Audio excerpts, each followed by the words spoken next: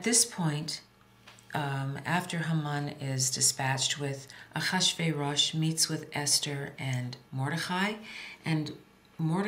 is given a very high role within the Persian court.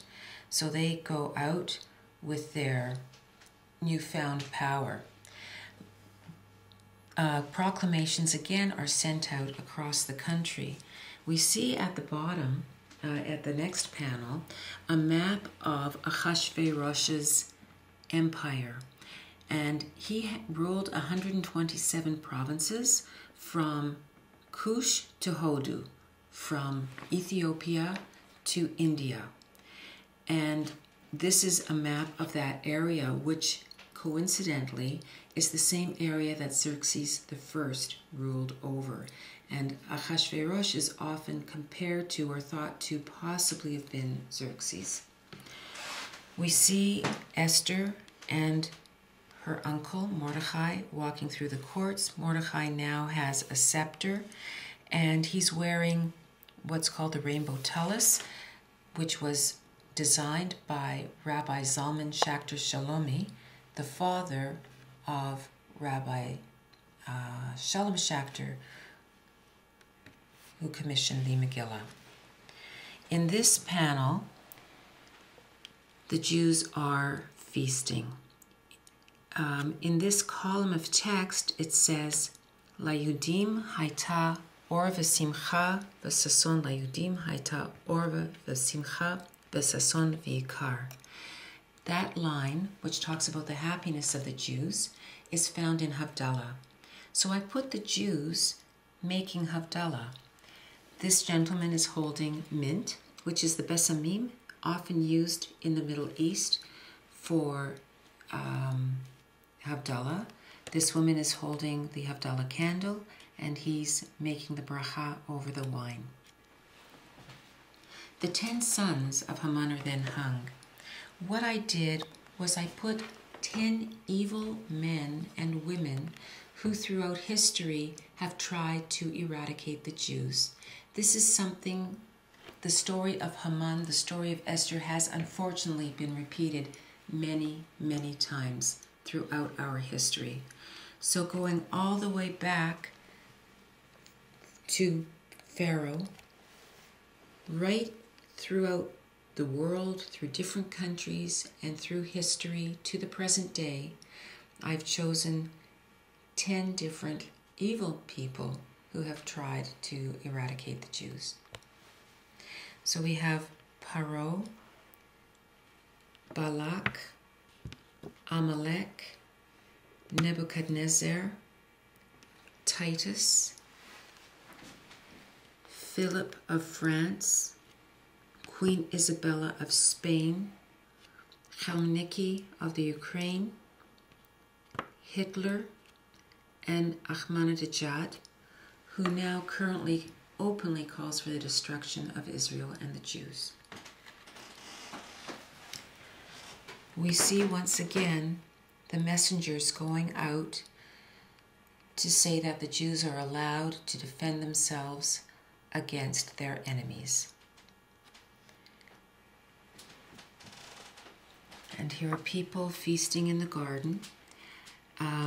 And in the Persian manuscripts, there were many, many gardens, beautiful trees of different sorts, beautiful flowering trees, these kinds of fences, and so many people ate in the open air. So that was something that I brought into this Megillah.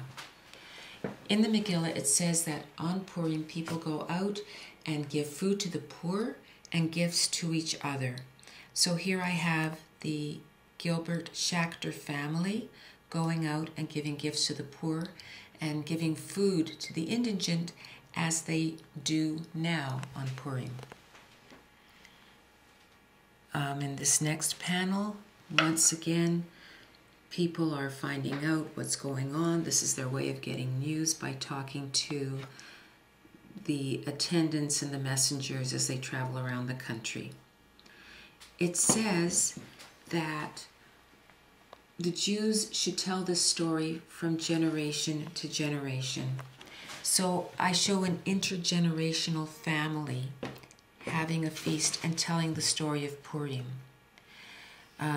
This woman represents Marcy Gilbert's mother, whose name was Esther, and died Erev Purim. And here she is feasting with her family of many different ages and with one of her grandsons. And in the last panel, it says that all that was done was written down by Esther, or she had it written down. So I've shown Marcy as Esther, Shalom as Mordechai, and me, Laya Crust, as the scribe who is writing the story of Esther for all to read. It was a wonderful project. It took me 6 months to do, many months previous to that of practicing and learning sofrut. It took me a month to do the sofrut, and then another 5 months to do the illustrations. I used gouache and gum Arabic for the illustrations, and it is a kosher Megillah. It can be used and read by men and women for Purim all over the world. Thank you. My goal with all my work is to communicate the beauty of Judaism to people around me. And when I design a piece, I want to make whatever has happened historically real to the Jew today, so that it's not just the scroll of Esther, it's really the story of how we were saved. So when I wanted to do the 10 sons of Haman who were hung, I didn't want to do men hanging from their throats. That's often what happens in Megillot. If you look at historical Megillot that have been illuminated, very often that's what it shows. But I didn't want that. What I wanted to do was make people realize that this kind of evil is around us at all times. So I did there in the panel where the 10 sons of Haman are shown, are written, instead of doing 10 generic sons of Haman, I decided to do 10 evil people from throughout history. And each of those people represent one of those sons. On this Megillah, the Megillah was done in 5 different panels. And after it was done, it had to be sewn. Now between each of the columns, you can see this blue decoration. But I didn't want to do the entire column where it was going to be sewn because I didn't know how the sewing would be done exactly. So after the entire Megillah was completed, I went back and painted in this column as well as a couple of other columns. So I have one last detail to do. The first thing I do is I want to protect the Megillah, the cloth, and the lettering from the moisture, the sweat on my hands. So I have these beautifully designed, what I call hand socks. So I get these old socks, put a hole in here, I put a hole in here. So I've got full use of my fingers, but this protects the cloth, the paper, the parchment from the oils on my hands. All of this was done freehand, and I use a very, very fine brush for the details. I don't use a pen. So you can see that this is a very fine brush. And to be honest, it's probably much thicker than the brushes that the Persians used way back when. As I do this, I do the measurement by eye. So I go from this corner at the top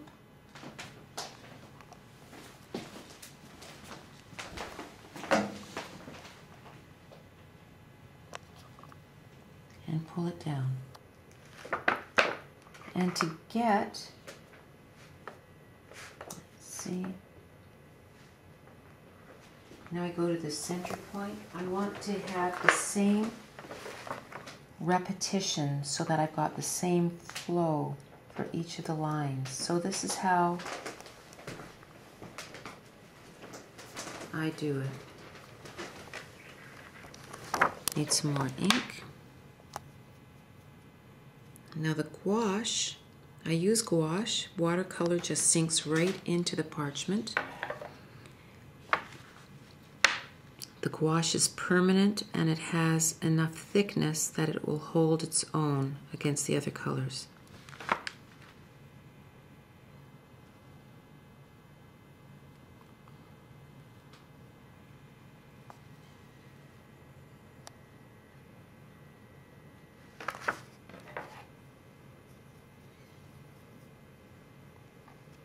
And I have to be very careful not to get any moisture onto the parchment because it will create a disfigurement in the material.